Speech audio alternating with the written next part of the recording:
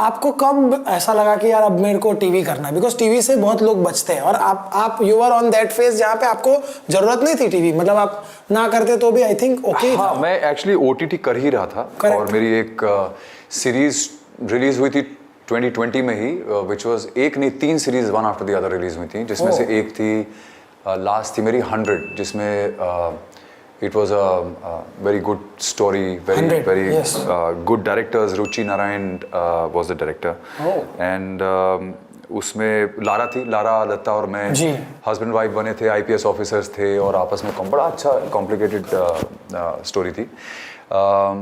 But क्या हुआ कि उस वक्त कोविड सेट इन हो रहा था। अच्छा। तो हर बिजनेस जो था ना वो शट डाउन हो रहा था। The only thing that was still active was television. तो मुझे लगा कि यार एज एन एक्टर सबसे ज़रूरी चीज़ है कि आप काम करते रहो, और अभी ये क्या होने वाला है आगे किसी को पता नहीं था। तो टेलीविजन में उसी वक्त मेरे पास ये अनुपमा की अपॉर्चुनिटी आई, बिकॉज मुझे राजन का फ़ोन आया, बोला भाई ऐसा ऐसा है कि एक शो मैं प्लान कर रहा हूँ और मैं चैनल को पिच कर रहा हूँ, बट ओनली इफ यू से यस तो मैं करूँगा, बिकॉज मुझे कोई और दिख ही नहीं रहा है तेरे अलावा इसमें। तो उसने मुझे जब ये बोला, और राजन मेरा पुराना दोस्त है, बिकॉज हम लोग when he was starting out as a director तब हम लोगों ने साथ में काम किया हुआ है। भट्ट साहब प्रोड्यूसर हुआ करते थे, राजन डायरेक्ट करता था और you know I used to act in that. तो उस वक्त मैंने टेलीविजन किया था, जब वो 2-2 घंटे की स्टोरीज बनती है ना, तब की बात जी। तो राजन ने मुझे वन लाइन सुनाई, मैंने कहा यार ये तो बड़ा इंटरेस्टिंग लग रहा है, बट मेरे दिल में डर था कि यार डेली शो है, मैंने कभी अटेम्प्ट ही नहीं किया लाइफ में यू नो इस तरह की चीज़, तो मैं कैसे सर्वाइव कर पाऊँगा। तो 1-1.5 महीने का प्रोसेस था। राजन ने भी मुझे बहुत मदद की समझाने में कि कैसे कैसे होगा। और फिर मैं एस्ट्रोलॉजिकली बहुत ज़्यादा चीज़ें प्लान करता हूँ, तो मैंने अपने एस्ट्रोलॉजर से भी पूछा, उनसे करीब 4 बार पूछा, मैंने कहा आर यू श्योर, पक्का? तो उन्होंने बोला हाँ आपको कर लेना चाहिए। तो मैंने वो किया and rest is history I think. क्या बात है यार, बट क्या क्या कैरेक्टर है, और क्या मतलब जब तक अनुपमा रहेगा वनराज का कैरेक्टर हमेशा आंखों के सामने आता है। वनराज मैं तुमसे कहती हूँ, हाय यार हमने एक शो में आप लोग के सामने ये वनराज बना था और मैं अनुपमा बनी। इसने जो वनराज है इस बैक वाला किया आइकॉनिक चीज थी। मैंने बोला अनुपमा इज बैक, नहीं इसने बोला वनराज आज तक आते मेरे को टैग करते हैं यार, वनराज इज बैक करके।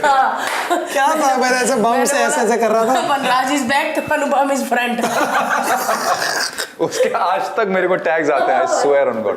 क्रेजी हो गया था यार पूरा। उन्होंने सिचुएशन में से पूरा म्यूजिक, मैंने पानी पिया, वनराज, मतलब मेरे को ऐसा था कि किसी के सामने किसी का करना और ऊपर से ये बोलता मैं वनराज बनूं। जो बंदा है वो खुद इतना तगड़ा है, मेरा वन और राज दोनों तोड़ देगा। और भाई मेरे साथ जिम करते ना, हम लोग तो जिम करते थे वो टाइम पे, हम तब एक बिल्डिंग में रहते थे।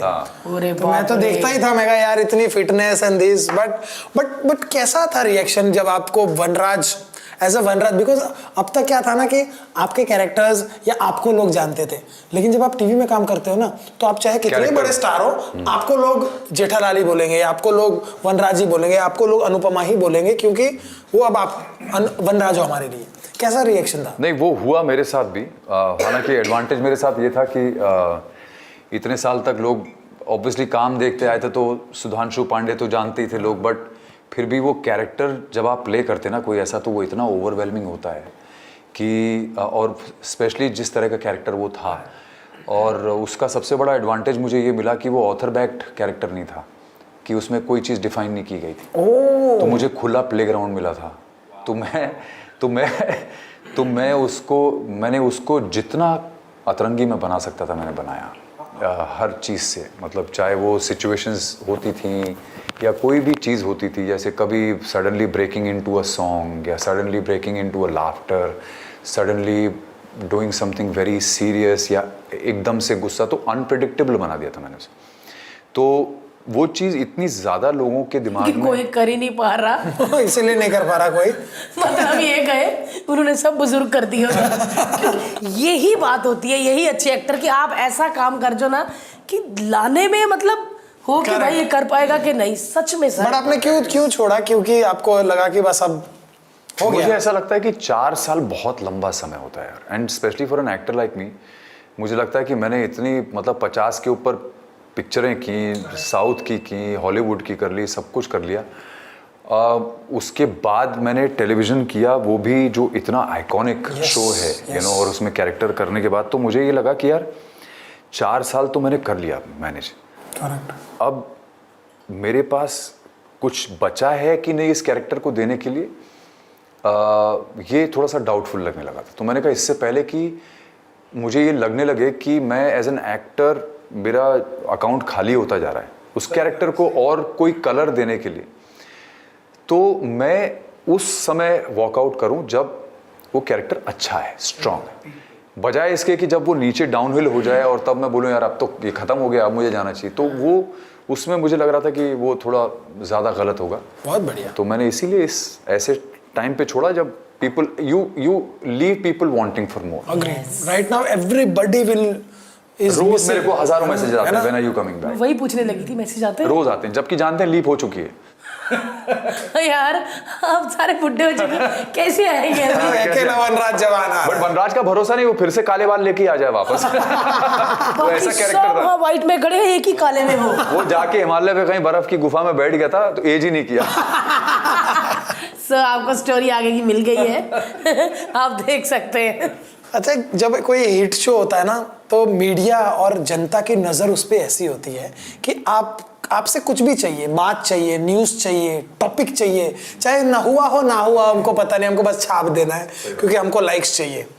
तो ऐसे टाइम पे आप कैसे इतना हैंडल किया? बिकॉज ऑब्वियस एक तो आप सबसे पहले जहां आप इतने साल जो आपने फिल्में की है वहां पे आपने एक अलग दुनिया देखी होगी, एक अलग माहौल होगा, लेकिन टीवी में थोड़ा सा ज्यादा श्रूड है, मीडिया भी टुवर्ड्स टीवी शोज थोड़ा ज्यादा श्रूड है। एक्चुअली मतलब I don't know if I can use the word shrewd, but television की एक दुनिया अलग है, टेलीविजन की ऑडियंस अलग है, टेलीविजन का सेंटिमेंट अलग है, और मुझे ऐसा लगता है कि जो लोग टेलीविज़न देखते हैं, स्पेशली जो डेली शोज देखते हैं, उनका सेंटिमेंट बड़ा अलग होता है। Very different from even the weekend shows जो आते हैं, जैसे आप लोग जो गेम शोज या कभी आप करते हो, आप लोगों की ऑडियंस एक अलग होती है। जो डेली शोज की ऑडियंस है ना, जो देख रही है अनुपमा में अपने आप को देख रही है एक औरत, मटर छिलते हुए रोती भी है, और एक आदमी वनराज में अपने आप को देख रहा है। करेक्ट। हाँ, वनराज में बहुत लोग अपने आप को देखना तो बहुत हाँ देखना चाहते भी हैं। ये भी थी सबकी। इसको आज ज्यादा ही मजा आ रहा है भाजी, आप आए हो कभी वो कपड़ों वाली बात पे, कभी वनराज में अनुपमा नहीं, मुझे लग रहा है बन जाऊंगी। सिर्फ मूंछों की बात कर रहा था। तो वो जो ऑडियंस है ना, वो इतनी इमोशनली अटैच्ड हो जाती है ना कि उनको लगता है कि आप उनके बाप की जागीर है, ऑनेस्टली।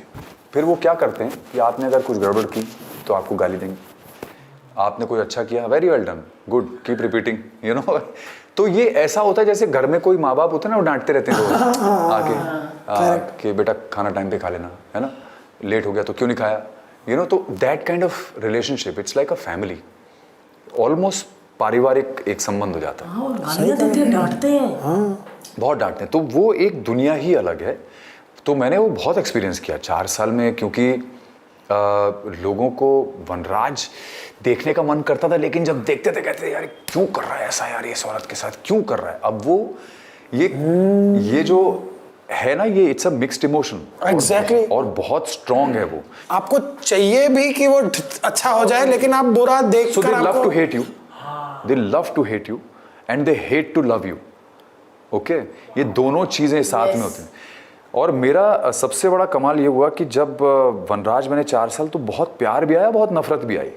और नफरत अच्छा हुआ आई, क्योंकि अगर नहीं आती तो मैं परेशान हो जाता कि भाई नफरत क्यों नहीं आ रही है, इतनी मेहनत मैं कर रहा हूँ। नफरत आई मतलब आपने कमाल का काम किया है। तो अभी तो वो सेंटिमेंट जगाया ना उनके अंदर। बट जब मैंने अनाउंस किया अपना इंस्टाग्राम पे अनाउंस किया था एक लाइव वीडियो से कि I am quitting, I have quit the show, and आप लोगों के प्यार के लिए बहुत बहुत, मुझे जो प्यार आया ना दुनिया से, दैट वॉज समथिंग एल्स यार। मतलब दैट इट जस्ट, मतलब मुझे ऐसा लगा कि यार कितना प्यार लोगों के दिल में था, कितना प्यार था।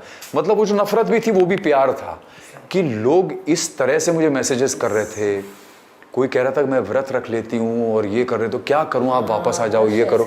तो ऐसा मतलब इट वॉज ओवरवेलमिंग। तो मुझे लगा कि यार चलो इतना तो कंफर्म्ड है कि मैंने प्यार बहुत कमाया, और उसके लिए आई थिंक महाकाल की बहुत बड़ी कृपा है कि मेरे जीवन में इतना मैंने प्यार उस शो से कमाया। वाओ। अगर आप LOL पॉडकास्ट के क्लिप्स देखना चाहते हैं तो इस चैनल को लाइक करें और सब्सक्राइब भी करें।